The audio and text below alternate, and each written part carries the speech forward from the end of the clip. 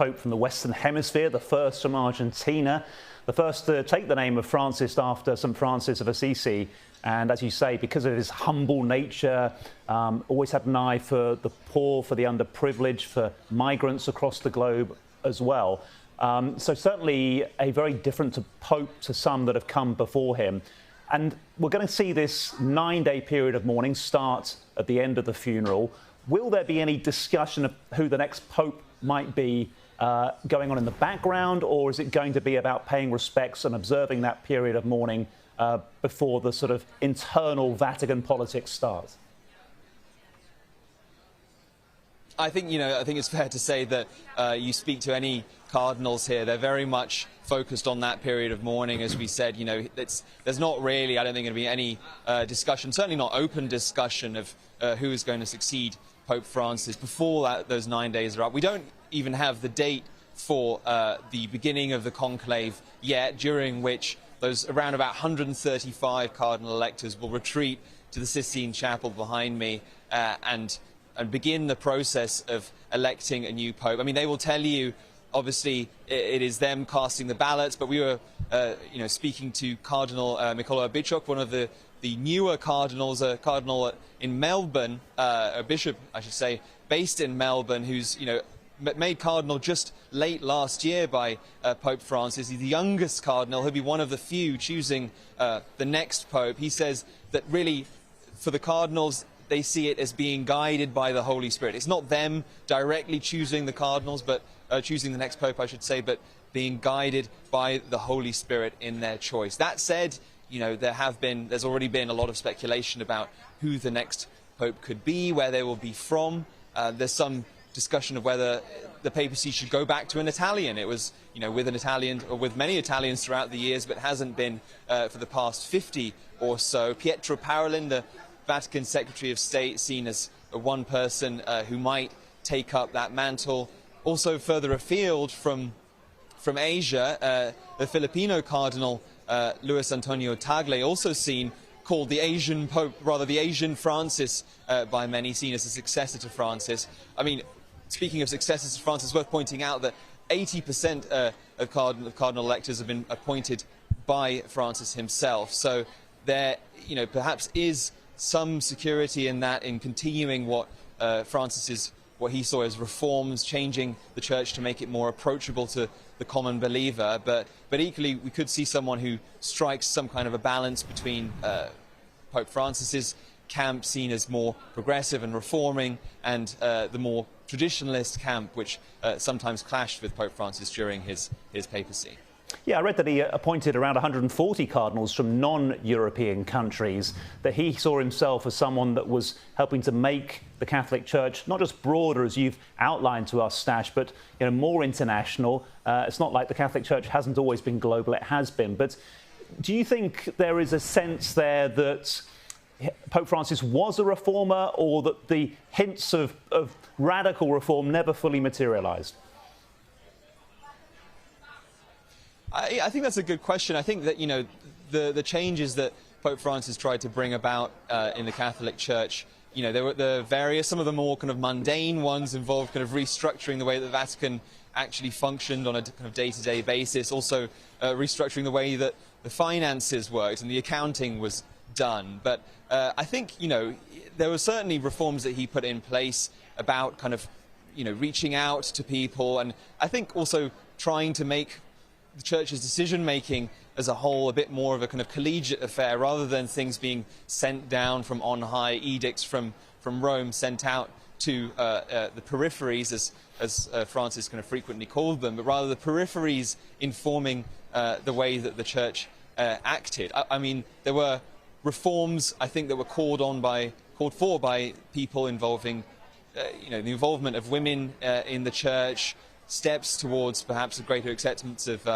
LGBTQ people, that were, directions, or rather steps were taken in that direction by the Church, I think, under Francis's reign. But, I think it's fair to say that to many people those reforms did not go far enough. So whether it will fall to someone else to take up that mantle and bring those reforms to fruition, or perhaps leave things as they are, I think remains to be seen. I mean, just to give you a sense of how people are feeling here, in Rome, just outside of St. Peter's Cathedral, we spoke to a couple of people lining up and about just the momentousness of the occasion and what it felt like to be involved in this historic moment. Here's where they are. It's a pretty big event. We came for the canonization of Carlos Acutis. Of course, that didn't happen, so we're going to take advantage of being here for this. Blessing. It's a blast to be here. It's an opportunity that we couldn't miss. It's pretty special. We were actually originally coming for, of course, the canonization, and we had prepared like an art piece that we were going to give to Mrs. Acutis, so it's a different, more somber tone, but an incredibly special time with so many people coming to this funeral. So we're studying all abroad right now, so just to be here at like such an enormous moment in history is just a really cool experience. It's a mixture between excitement and a bit of sadness, because he was a good pope. It's amazing, like the atmosphere it's like surreal. So all these people here to say goodbye to a person that was really important to Catholic and also to people that are not Catholic.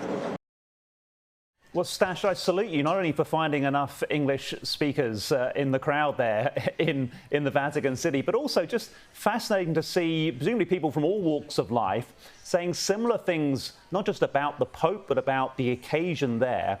This strange mix of excitement, being there for a moment of history, but also an acknowledgement of what a global figure the Pope was and continues to be whenever the next one is appointed and named. But also just how important he is as the head of a religious body that is still very significant for so many people across the globe. As you pointed out, there's a bit of a kind of, conflicted emotions about being here, because it is for so many people such a momentous occasion, but equally it is, something that's mourning the death of a man, albeit one that, leads over 1 billion people in their faith. I think that, the strength and I think the emotion that we felt from some of those people there, I mean, not everyone, it's worth pointing out, has been, approving of the steps that Pope Francis has taken during his papacy. He came under a lot of opposition, as I said, from more kind of traditionalist parts of the Catholic Church, who saw him as eroding some of the Church's values, eroding some of the papacy's authority. But at the same time, he had a lot of support. I mean, people in Argentina, his Argentina, obviously delighted to see not a country, but also from South America. But a lot of people, I think, again, taken by the example that Pope Francis gave, speaking of humility in his first, away from Rome, traveling to the Italian island of Lampedusa to meet with migrants there to mourn the migrants from North Africa who died in the Mediterranean Sea trying to cross to Europe. And that was, things like that, steps like that, going to prisons to wash, to many Christians.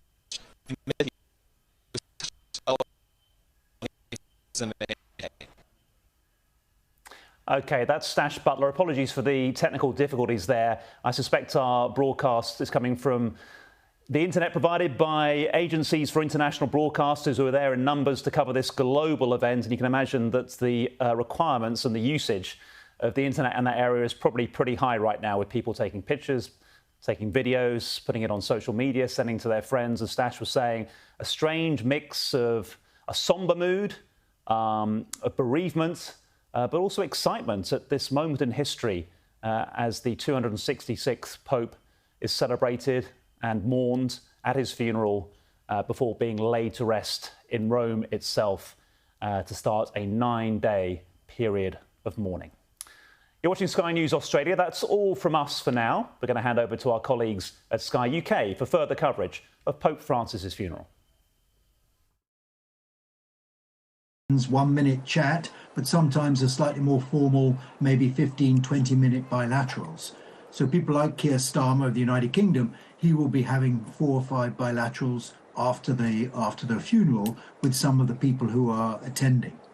Of course, many eyes will be on President Trump because this is his first overseas visit since becoming president for the second time. So we're very close to 100 days of his administration, but this is his first overseas visit. And sitting not far away from him will be President Zelensky of Ukraine. And of course, the relations between those two have been very difficult, as we've seen in the last 3 months. So I think there will be quite a bit of sort of private diplomacy going on in the margin of today's celebrations or commemorations of Pope Francis. Yes, Vatican Gardens are where those vehicles lining up, all of them making their way now into the square. They'll be seated on the right-hand side of the picture at the front. On the left will be the clergy. We've been fascinated by the seating plan itself. Argentina, we know, will take the lead position, Pope Francis from Argentina, then the Italians, then the royalty, and then following on alphabetically under the French alphabet, which clearly gives a boost to America, who become États-Unis. Yes, there's always a lot of arguments about protocol because, of course, royalty come before presidents, and then you get vice presidents and you get prime ministers. So in sort of diplomatic terms, one of the disadvantages that Britain has is having a prime minister rather than a royal as the sort of representatives, political representatives. So this always happened every year at the United Nations when I was ambassador there, where people speak in very strict protocol order. Britain came in about 97th in the order because there were so many kings and sheikhs and presidents who would take protocol precedence over prime ministers. So all these things are factored in. And the other aspect is the more junior people have to arrive first. And so there's a lot of waiting around for prime ministers and deputy prime ministers and representatives, whilst the presidents and the kings and the royals will come into the event very late in the day. So, Mark, for the moment, thank you very much indeed. It will be fascinating to see those arrivals in more detail, including Prince William. So let's talk about the royalty who are here and why they get precedent, I suppose, in terms of the heads of state. And Prince William turning up because the King has so recently been. Yes, and also because it's appropriate that the heir apparent come and do this. And it's partly because the principal monarchs who will be here will be the Roman Catholic monarchs. And they have a very, very close relationship with the papacy that goes back through history. And whilst I don't know how important that was to Pope Francis, there is a requirement to maintain protocols, which was being reflected just before. And I think that all that will be done. But it's an enormous place, the Vatican, and all those people will be gathered, and many of them will come into the various big rooms around the side of St. Peter's. There's plenty of room to gather them. They'll need to be briefed. They'll be shown where they're sitting. They'll be given, all the advice they need just before they come out into the public space just in front of the facade of St. Peter's. And it's quite a long service, and many of them will be given the booklets, which will have everything translated into English or whichever national language they are used to. So all of that will have been prepared. And I think we should bear a thought for Archbishop Diego Ravelli, who is the master of ceremonies. He and his team have worked from the moment, obviously they had plans prepared, but from the moment of a very busy Easter to get this ready for a farewell to their great boss. And I'm sure that they will be relieved to see this whole process pass by without incident. Well, 40,000 people, we're told, now pack the square behind us. It is now full, or classed as full. 100,000 people are now in the Via della Conciliazione, that beautiful street that takes you to the door, the holy door of St. Peter's Basilica. But just take us back to last Monday and the shock we felt, actually, that the Pope had died, had he only appeared the day before, and indeed met J.D. Vance the day before. Pope Francis led the Roman Catholic Church through Easter, and that must have been for him the greatest role a servant to Christ could give. It was the celebration of the resurrection of Jesus Christ, and I think it was powerful that it was the next day that the angels came to take him away. He had done his duty, a duty which we had seen in his illness must have pulled every element of remaining strength from him. And yet he did it. He was amongst his people, and he fulfilled the pledge that I think he made right at the beginning of his service to Almighty God, to serve with every element of his life. he gave every element, and we have now seen him resting in the lying-in state at the centre of this enormous building, which somehow encapsulates the idea of what the Roman Catholic Church worldwide is, the splendour, the glory of it, and yet the simplicity of the man who was chosen to lead it and has now completed that leadership. Alistair, for the moment, thank you. I know at past you will take us through the moment we see the Pope's coffin. Whenever it comes, yes. Alistair, for the moment, thank you. So, as we've been saying, after the funeral service and a break with tradition, Pope Francis will become the first pontiff for more than 100 years not to be buried in St. Peter's Basilica behind us. Instead, his coffin will be taken to Santa Maria Maggiore Basilica in Rome. It's around 2.5 miles from the Vatican, where he will be buried. So let's take a look then, shall we, at how events today will unfold across the Vatican and also in Rome. The Pope was lying in state in St. Peter's Basilica, as we said, in an open casket from Wednesday, with thousands of people turning up to pay their respects to the pontiff. Well, this morning, the funeral service will take place outside in St. Peter's Square. Heads of state and crowds of mourners gathering this morning, as we've seen those pictures. In a break with tradition, though, the Pope requested to be buried outside the Vatican. The Basilica of Santa Maria Maggiore is beyond the Vatican in Rome, and after the funeral mass, a procession will take him there, passing first of all over the River Tiber. Then, travelling down Rome's main roads, it will reach the Piazza Venezia, one of the city's key junctions, and the procession will then continue on a route which passes the world-famous landmark, the Colosseum. It will then emerge in front of the papal Basilica of Santa Maria Maggiore, the Pope's final resting place, a place he had a particularly close connection to visiting often.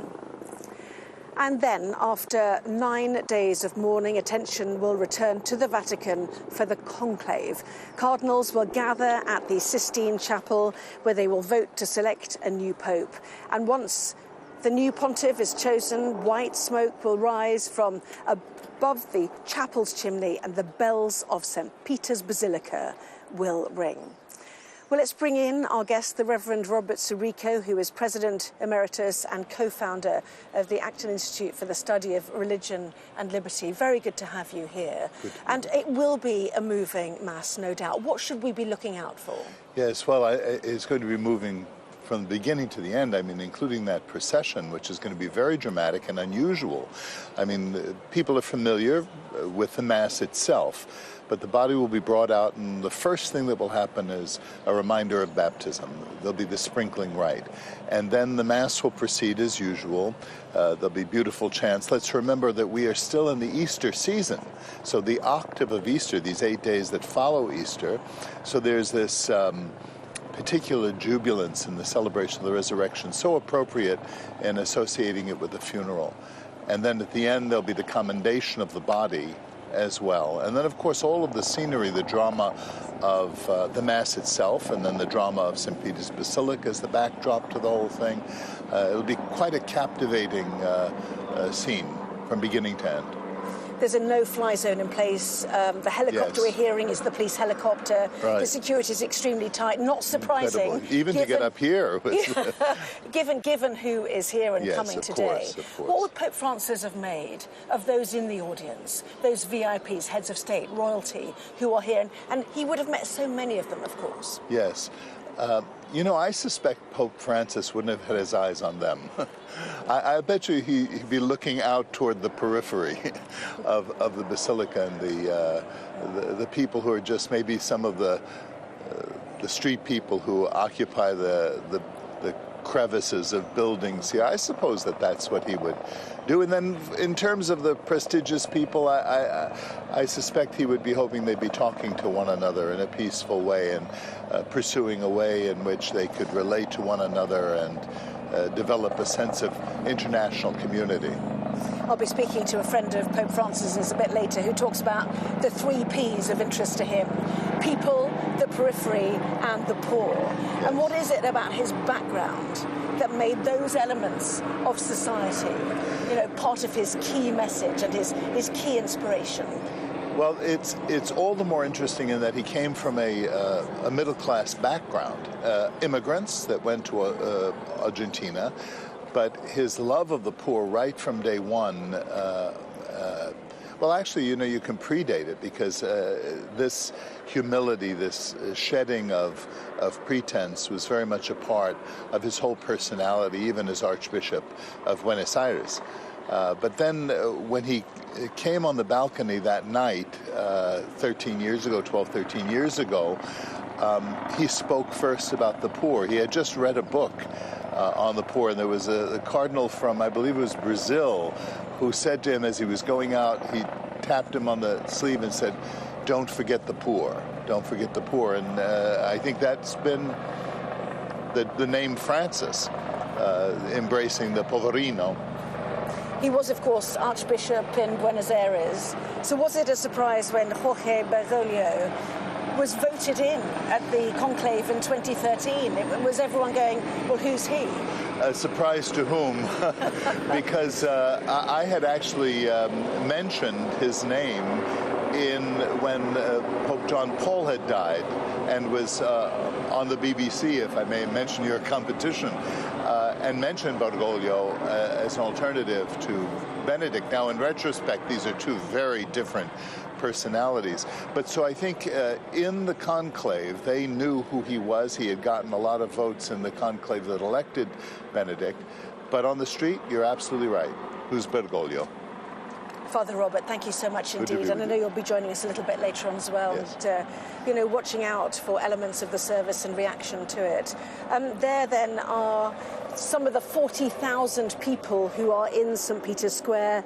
Certainly last night I saw some camping out, including nuns who had been waiting patiently. Certainly Vatican staff too will be there, taking their seats. The dignitaries too that we are expecting, including the President of Argentina, who had been so critical of the Pope before taking office, suggesting at one point indeed that he was the representation of evil on earth. His tone softened when coming to power, and President Milei said on the passing of Pope Francis on Monday, despite differences that seem minor today, having been able to know him in his kindness and wisdom was a true honor for me. The Argentine president will take the first seat in the audience, followed by Italy and then members of the royalty who are attending today. Sir Keir Starmer is also here. His tribute on Monday, Pope Francis was a pope for the poor, the downtrodden and the forgotten. He was close to the realities of human fragility, meeting Christians from around the world, facing war, famine, persecution and poverty. Yet he never lost hope of a better world. Alistair Bruce, what can we expect now? Of course, they need to move the body of Pope Francis from his resting place in St. Peter's Basilica to take place there in the square before the funeral service. We don't know quite when that's going to take place, but it will occur in accordance with the plan of the ceremonial. We've got plenty of security helicopters going over us today, and it is, as was said earlier, a matter of great concern with so many heads of state here. But at the heart of all of this preparation and drama is the beauty of a requiem mass, and it will take place here in the beauty of St. Peter's Square, which is designed by Bernini to have the great basilica itself with these great arms reaching out with the two hands of the colonnaded encompassing of that 40,000 congregation. And it is remarkable how well it ensures everyone's eyes are drawn in and to the point of today's liturgy. And that will be, in its own way, an important part of how everybody marks their own way of remembering Pope Francis.